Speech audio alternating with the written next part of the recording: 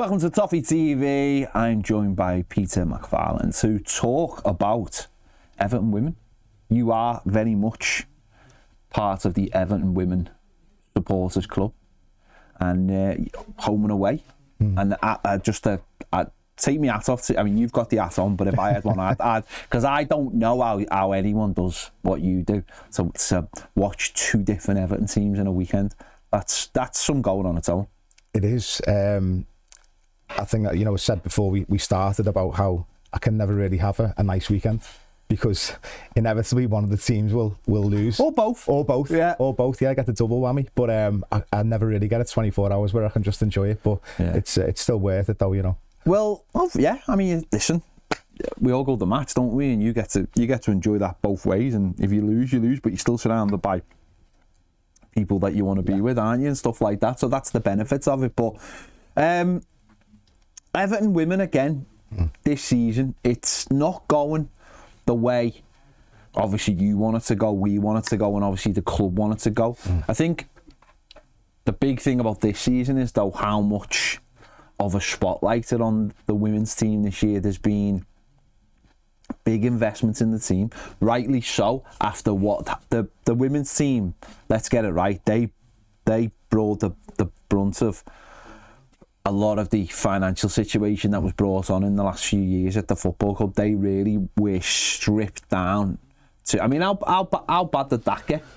It was awful, to be honest with you. We also had the hangover of when the previous owner was there, obviously, and Savar was put in charge. Usmanoff's nephew was in charge for a bit. We ended up getting a number of players on long contracts for big money, which then obviously it's hard to get those players off the books for as an example, but then we're still having to pay the wages. We had to pay top wages to get them there in the first place, so there were a number of players there who were there for a number of years, probably longer than we would have wanted. So it was difficult for us in terms of the budget just anyway because of that. But once it really hit the fan, we were really struggling. The manager, to be fair to him, although things aren't going well, he was the manager throughout a really, really hard time for everyone. He didn't have a transfer budget whatsoever.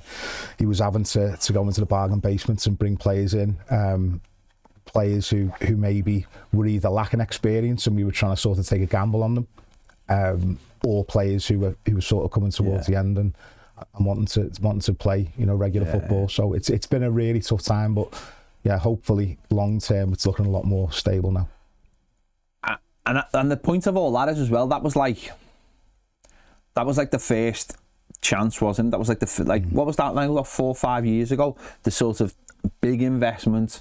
The owner took a big interest in it. Obviously, as you mentioned there, Usmanoff's nephew was put in charge of the club, which when you look back now just seems a crazy situation. Brought loads of players in. There was lots of optimism, but it never worked. The players just seemed to be the wrong players. It went the way you just said. Now, again, coming to December, Everton women obviously made the first sign, didn't they, under the Freaking Group. It's the first sort of thing that happened with the new owners, new players come in, and obviously second chance almost, it feels at it. The announcement that they were moving to Goodison was made, which again at the time was a little bit divisive because lots of people just were like, can we just leave Goodison in the past and sort of move on? But that brought it back into the spotlight, got their own CEO. It's sort of split off from Everton as well, another its own thing. There's lots of different things you could talk about with that as well, but it really did come into sharp focus how much the Freaking Group were putting into it. And so far, it's been a disaster, hasn't it? Let's be honest. First game against Liverpool at Anfield, set a really, really high bar. I mean, don't get me wrong, we didn't really know how bad Liverpool were, or maybe you did know how bad Liverpool were, but Liverpool have done well for the last few years. Go there, get a great victory, and then from the outside looking in, since then it just seems to have all gone wrong. Yeah, I think first of all, in terms of the ownership and in terms of the people who are in charge of the football club now, in terms of what they're going to do for the football club, what they have done already, I think supporters we're really excited, and that's why I say about the future's looking really good for Everton women, because I think the Freaking Group in particular, they've got Roma women, they've got a really big interest in that. Obviously American, you know, the football over in America is huge, women's football over in America, so the Freaking Group will want to get this right, and I fully believe that they will get it right. In terms of commercially, I think moving to Goodison it made perfect sense for us. Walton Hall Park was far too small. It was far too small for if you wanted growth. We were landlocked. We weren't able to extend because of it being in the park. You know, there was objections to it and things like that. So, and ultimately, it wasn't Everton's, was it? It wasn't Everton's ground. That's it. So you're not going to invest millions of pounds into a project if it's not going to be yours at the end of it. So I think it was the right decision. Whether Goodison Park remains the way it is, as a structure, long term, I doubt it. I think that we will see redevelopments of some kind, but certainly it's given us a really good basis to move forward in the more short term future or the immediate future, and where the team are at right now. It's been a hugely disappointing season so far. I'm not gonna criticise the players, and that might sound strange. We've won one game all season. None of us blame the players. And it's a really tough thing to say, but Brian Sorensen, as much as a great person he is, we have so much respect for Brian, the job that he's done, especially under such trying times, under the previous ownership. But unfortunately, for whatever reason, his messages just aren't getting through. And his style of football, unfortunately, just doesn't seem to work with, regardless of which group of players he's got. Whether that's the players over the last 3 seasons, where, to be fair to him, he's had to really struggle. Now he's had investment, and we're still seeing the same problems. We're still seeing the same issues with how we're playing, with the style of play, in terms of players being played out of position and things like that. I understand there's injuries. Of course there are injuries. There are injuries in football. But in my opinion, you've got to adapt your system to the players available, not try and fit players into a system that doesn't work. Did he bring the players in the summer? Were they all his players? Because I've heard, again, just looking round, I've heard people say physically they don't believe these players that he's brought in are actually strong enough to play in the league now, with it the way it's moved on so quickly and how it's become one of the top leagues in the world, and obviously the teams that are in it are now competing for the Champions League as well. Do you believe they are, I know you're not blaming the players, but do you believe they are actually the right players? I think you need the right balance in the squad, and I think certainly physically, I think when you look at some of the players that we lost in the summer, Maren Mjelde, for example, top class international player. She was fantastic at Chelsea, an experienced head. She came in on loan in January, settled in at centre half, and just steadied the ship. And that's what we needed. We needed that experience at the back, and she was physical and she was just dominant. She was released in the summer, which we thought was a strange decision. He's brought in new players who are younger as well. You've got to remember, a lot of these players who've signed are very young players. The pressure on them is immense. Our most senior centre half now is a 22-year-old Spanish, under 21 international, who's our most senior available centre half right now. And she's only had 6 months of experience in the WSL. So you look at it, and Justine van Havermaet, centre midfielder, one of the tallest players in the league, always a threat from set pieces. She had a fantastic second half of the season last year when she went back up into the centre of midfield. Someone who's physical, someone who can dominate in the air, but also on the ball. We released her in the summer. Again, another strange decision for me. I look at these decisions and think I understand what you're trying to do in terms of bringing a younger side, in terms of developing players. Maybe if we don't have the same budgets, if you like, even with investment, we're still competing with teams who are going to be spending, Arsenal spent £1 million on one player. We're not in a position to compete with that at the moment. But in my opinion, there are different ways to compete, and physically has got to be one of them. When we've come up against Tottenham and London City Lionesses in particular this season at Goodison, we were bullied off the ball, and that's the biggest shock for me. But I look at the players individually and think I still believe in the players individually. I just don't think that the balance is right. No, I mean, I've tried. We send people to the games. We're trying to keep people as updated as it is, and I think it is important, because I do think it's a good measure of what the Freaking Group are trying to do, and obviously, supporting. I said the very same thing to Charlotte last week. I'll support anyone who puts on an Everton shirt. And that's why I can't sort of just let this pass by, because I do feel, and I feel actually, it is really important for the whole of the club and for what's the legacy of Goodison Park as well. And we will come on to Goodison Park in a minute, because I'm sad. I'm a little bit sad about Goodison. What's not that the women are playing there, just by some of the stuff I'm seeing and whether that plays into the overarching picture of what's going on at Everton women. But the results have been dreadful. Let's get it right. Not picked up a point at home. Got, obviously, in the cup, the League Cup, wasn't it? They got the draw against Nottingham Forest, which obviously went on to win up against penalties, but I've had to explain to people that was like an added bonus point, wasn't it? Rather than, that didn't win the game, that was just an added bonus point. They played the game at Hill Dickinson, which I know, speaking to you think that was ridiculous, the fact that they played Manchester United in that game? Yeah, I think when we spoke earlier about when Savar was there and we had that big, we spent a lot of money that summer. The biggest mistake Everton women made at that point was we opened the season at Goodison against Manchester City and we got beat 4-0. Yeah. And it was the worst. And we saw it as supporters and thought, what are you doing? Yeah. It was almost like trying to sort of show off these new players, look how much money we've spent, and then we get played off the park. And it is a league rule that every team, so we had to play a game at Hill Dickinson. My opinion was, at the end of the day, no game's winnable for us at the moment, unfortunately. But if you wanted to really showcase the side, you play that game when the side's settled, and you play that game when we're within form. But obviously you couldn't know that at the start of the season. But I think that Manchester United was a mistake. They pretty much beat us every time. I think we've got a couple of draws against them at best in our history. So it was a really strange decision. Having said that, it's out the way now. We can sort of now concentrate on kind of making Goodison our home, but we just need the results to... Yeah, I remember after that game, I was certainly around that time, I think it was after the Forest game actually, I was very surprised because there was an international break. I was very surprised he survived the international break. I thought that would have been the ideal time to sack him, because just from my limited knowledge of it, looking from almost like the outside in, I have no idea why this man is the manager. I honestly don't. Again, you'll know him. You've been a block closer around him and stuff. I have no idea how this manager can be in charge with his record. His record's abysmal. So from look on the outside, it's just go, what are they doing? And I think all those things playing a part in it. So, do you feel like now would be, obviously, the Arsenal game is on Sunday, is it?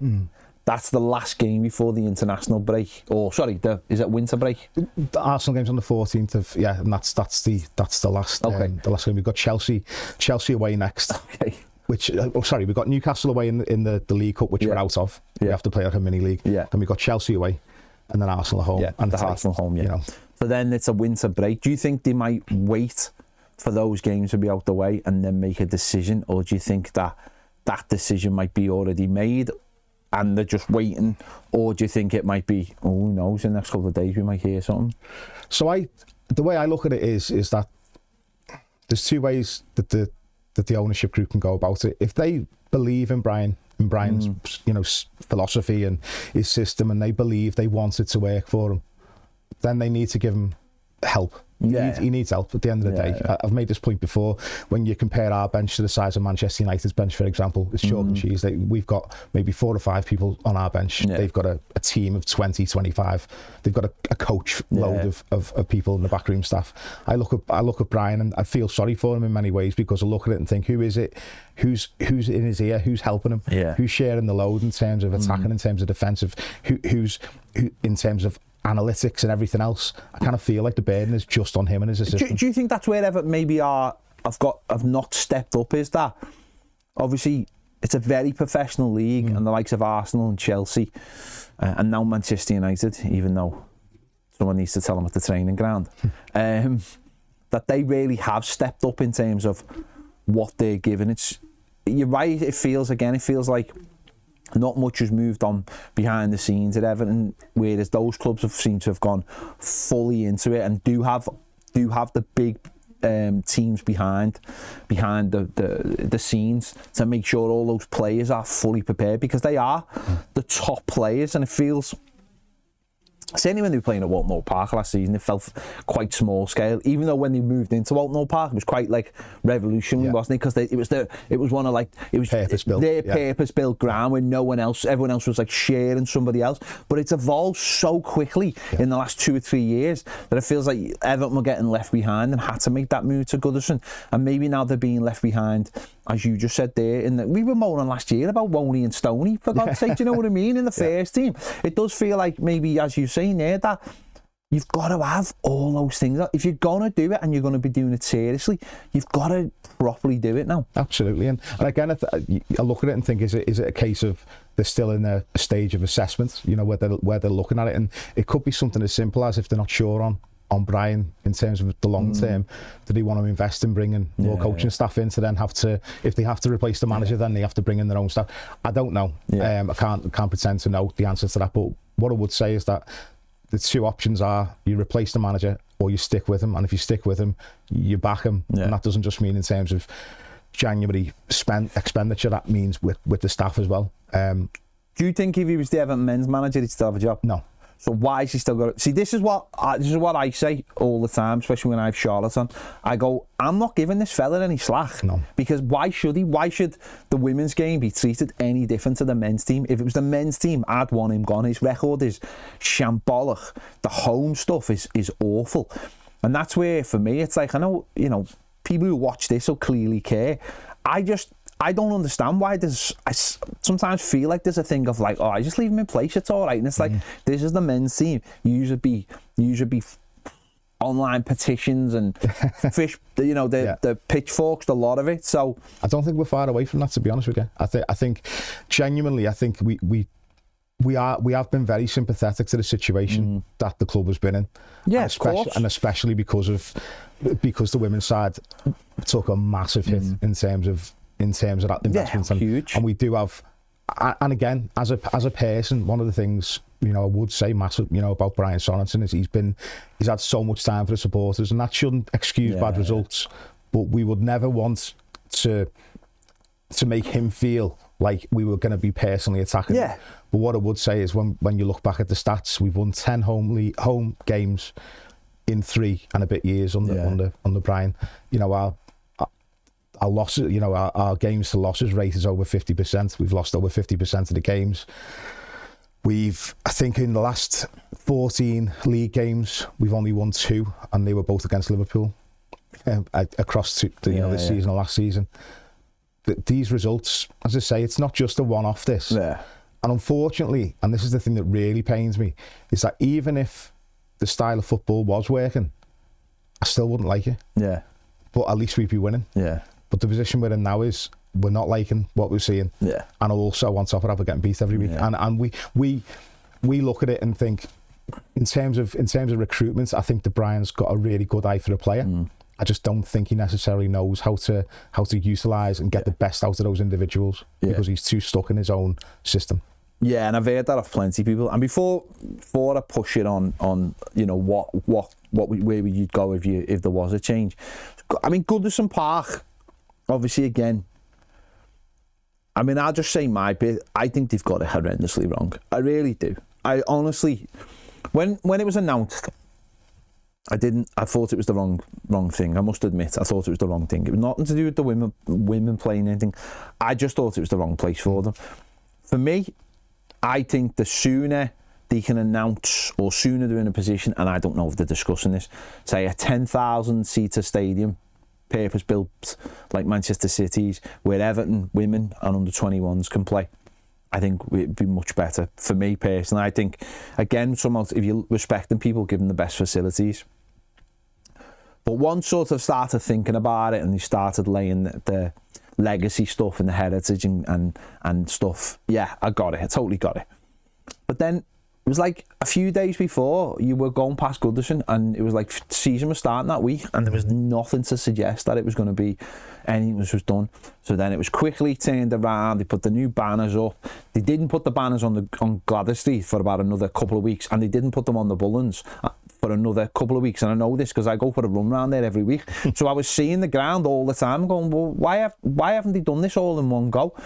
I don't get that. I seen an article with the CEO saying, oh, we're leaving the inside. We're letting the fans dictate. All right, sound. If that's what you're saying. I put on the game last week against Manchester City. It's on BBC 2 at like 2:30 on a Sunday. And I was horrified by it. Horrified. James will go and he'll show me pictures of when he goes. And you see just seats ripped out everywhere. But to see them on the TV in the family enclosure and in the Gladys Street, I just thought it was horrific. Like, why haven't you at least put some banners up to cover them? And it made me sad. This is a ground we've been going to for years and years, all of our lives, and to see it left in that way, even if you're saying, oh, we're letting the fans dictate what's to happen with it. I thought, what are you doing? All the banners are on the side that you can't see on telly. Yeah. And there's like big... They took seats out on the family enclosure and it rained, so it was all black. Yeah. It looked horrific. I just really don't get that. Park End, there's all seats missing on one side. I'm like, what are you? I fully understand. Got to make the place, a little bit smaller, a little bit tidier, better for fans. But leaving these big, I thought it looked horrific anyway. I mean, what are your thoughts on what you've seen so far at Goodison? Well, I think first of all there was talk of the fans being consulted about in terms of the seat covers and in terms of how the stadium would look. Eventually the club went their own way in terms of how they were going to cover the seats, basically because in terms of what the fans want to see and how the fans are going to do things, it's just a different kind of look. It's a different kind of feel. I think Everton wanted to have it very sort of professional look, and they covered up the Bullens upper and lower, and they've got like kind of seat kills in the upper Gladys, and to be fair, we're used to it now. I think it was a bit of a shock when we first saw it, but we're getting used to it. I think us as fans, we're trying our best to dress up the Gladys as best we can. We've got flags for all the different countries that the players are from, individual player flags and things like that. That's something that we are kind of working on to try and add a bit more Everton, if you like, or make it our home by making these players feel welcome, and that's something we're enjoying doing. Where we're just about to unveil another new flag, which we haven't told the player yet, but she's getting one for the Arsenal game. So we're kind of working along with that. In terms of the seats which have been ripped out and left, that is something that's really, what I would say is it is still a work in progress. And I do believe, when we speak to people from the club, we are being patient, because I do get it that they can't kind of do everything all in one hit. I know that things didn't happen till very late, up until the season started. I'd be surprised if those kinds of things weren't covered by January. Now that we'll have a bit of a break, they'll have a month to get things sorted.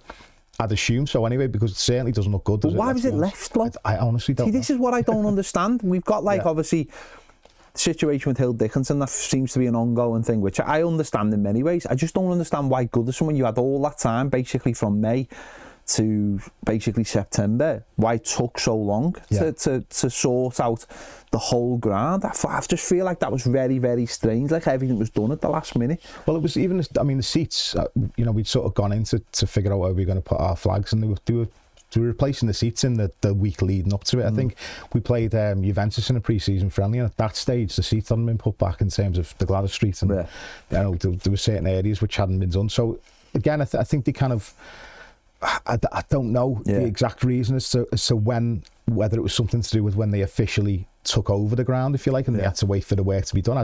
I'm not entirely sure, but what I would say is that what we're working with right now, the fans we're making a good go of it anyway. We're doing our best with it, and it's just great to be in Goodison, to be honest with you, and as I say, just knowing that Goodison's kind of legacy will continue.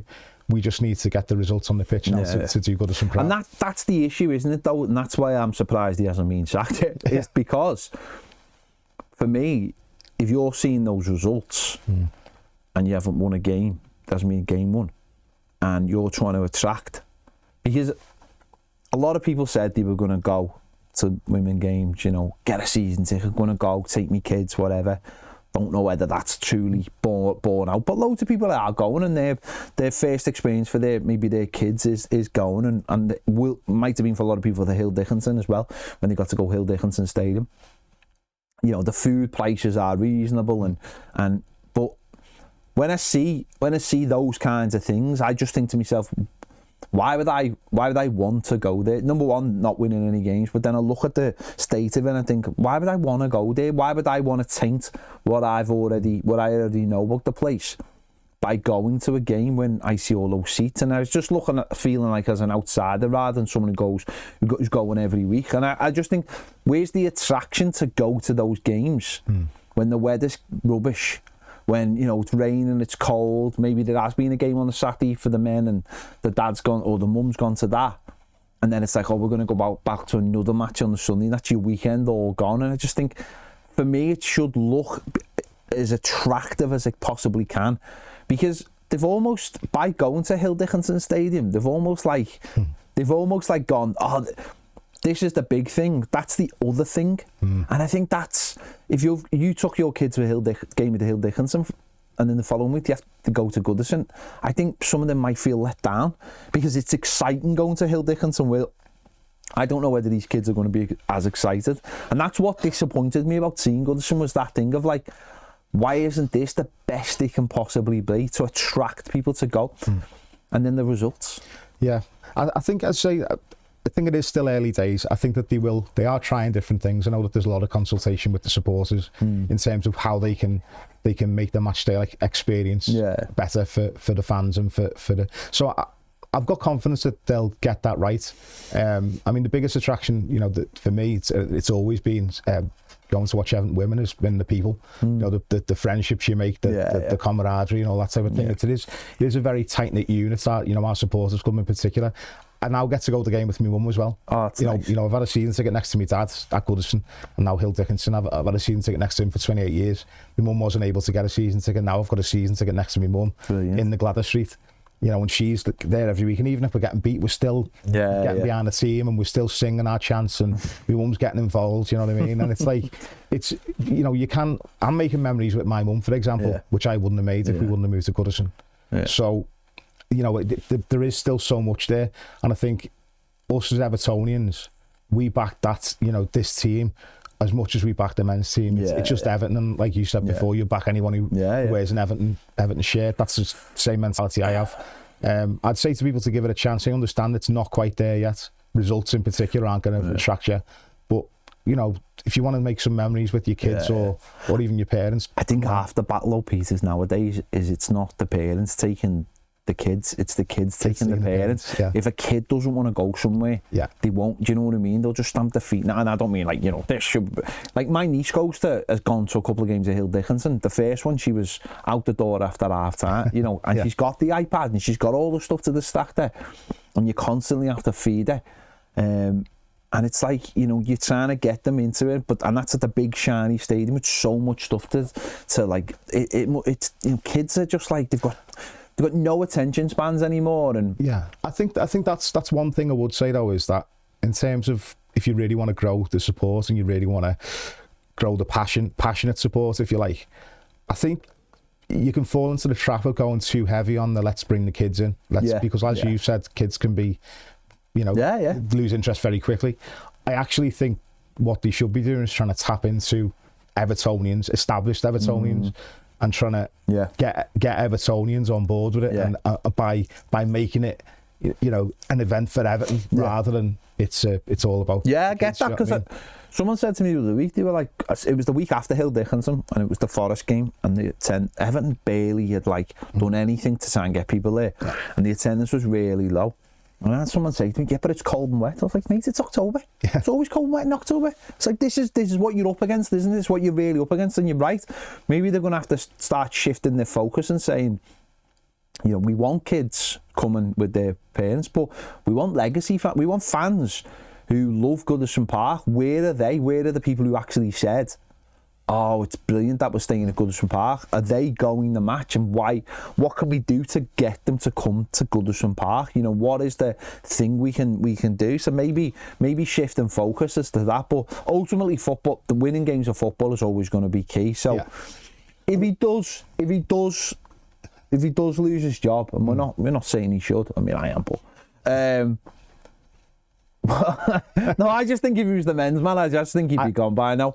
But I'm not going to put you in that. But if he did lose his job, I mean, who would you like to see come in maybe and take over? Honestly, I think long term, Izzy Christensen. Yeah. I think that Izzy knows Everton Football Club like the back of her hand. I think she's proven in terms of her football knowledge, in terms of her experience in the game. I think she's got the respect as well of the players. Obviously, we've seen how well she speaks in terms of, you know, her punditry, and not the best pundits don't necessarily make the best managers. But I think that Izzy Christensen, as someone who's, you know, for a long time has dedicated herself to the sport. I think she's got a sports science degree. I think she was always kind of looking to get into the coaching side and the management side, you know, going back to, you know, years. And as I say, she's got the experience to back that up. And I just look at where she's at now. She's at Manchester City. I think she's working with the youth teams. She's done her coaching badges. I think Izzy, if she's completed all of her coaching badges, which I believe she has, but if she has, I'd be looking at Izzy and I'd be saying to Izzy, right, come in, steady the ship, we'll back you, and give her a long-term project. And I look at Izzy myself, and she would be an ideal fit for Everton, I think. Beyond Izzy, I mean, as I say, there's a lot to be said about whether you just bring in more experienced coaches. If the manager was gonna go today, I'd be on the phone to Leighton Baines to be taking training this week. I'd be getting Mo Marley in to do what Joe Royal did with David Unsworth, and I'd be saying, right, Baines, you take the training. Mo, you oversee it. You know, just steady the ship for a week while we find someone. Because I personally want to have a massive reset in terms of the mentality of the players, and try and instill some belief back into them that they can actually play football and don't just have to play within a rigid system. Well, if it was me, I think there's a name out there. Nick Cushing is the one I would go for. Ex-Man City. Moved over to America to take over New York FC men's team in MLS. He's from Chester. He's an Evertonian.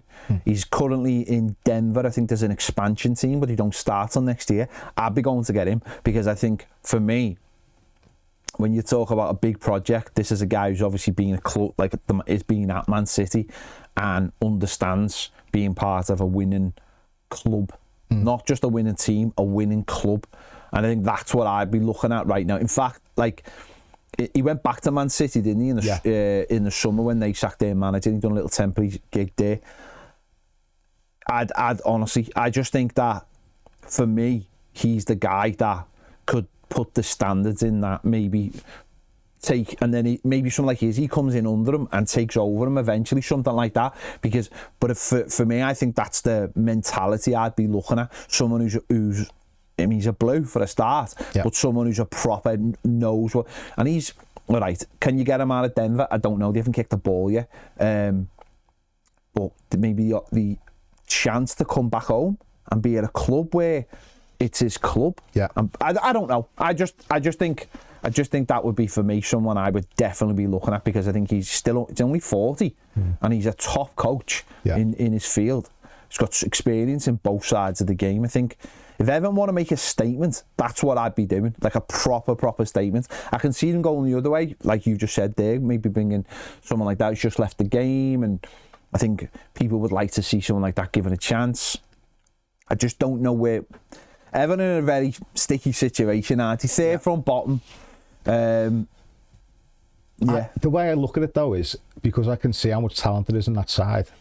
I just think if you had someone who analyses things properly, who has that analytical brain, who is able to identify strengths and weaknesses in players, as Izzy can quite easily do, who's got the recent experience of playing in the league as well, knowing the physical demands, not someone who's retired 15 years ago where the game's moved on, moved up a level. Izzy is, fresh into the coaching.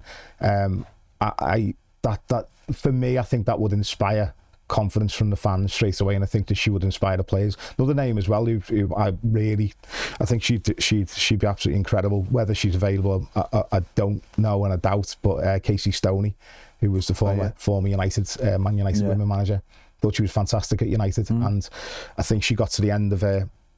She wanted a fresh start. She's gone over to the States. Again, I think she's a manager who's got that experience, winning mentality, doesn't take prisoners, and wins at all costs. And I think she's, again, you look at it and think, do you want that kind of manager, like a ruthless, win at all costs type manager? Do you want someone who's a bit more analytical? I think Izzy has got the desire and the hunger to, I don't think she would just, want to come in and play a very, a set system and everything will be hunky-dory. I think she'd come in and want to really put her stamp on it. And I think she'd take it so personally and so seriously. I think she'd really get stuck in. Yeah. Well, it's going to be an interesting few weeks, I think. I think it seems like it's going to be an interesting few weeks with a couple of really tough games coming up. So, and certainly after getting beat by West Ham, a team who hadn't won a game, and you just think now they're on red alert, aren't they? They're going to be watching everything now for the next couple of weeks just to see what happens, and they're going to have to make a decision. I would, like you said, sack them or back them. Yeah, I think that's it, isn't it? And that's it, and that's why we're not interested in burning bridges here. In terms of Brian, I just think that you have to make a decision on him now. You have to make the decision now, because you either have to give him the backing in terms of backroom staff and the assurances about funds in January, or you do unfortunately have to change it up, because it can't carry on like the way it is. There you go. Big thanks to Pete for coming in to chat about the Everton women's team and situation here. Let us know your thoughts in the comments. Have you been going to games? What have you been thinking? And what are your thoughts on Goodison Park and the future of that as well? Let us know your thoughts in the comments. Give this video a like. Subscribe if you haven't already. You want more great videos? Join us over on Toffee TV Premier. The link is in the description. QR code's on the screen now. See you later.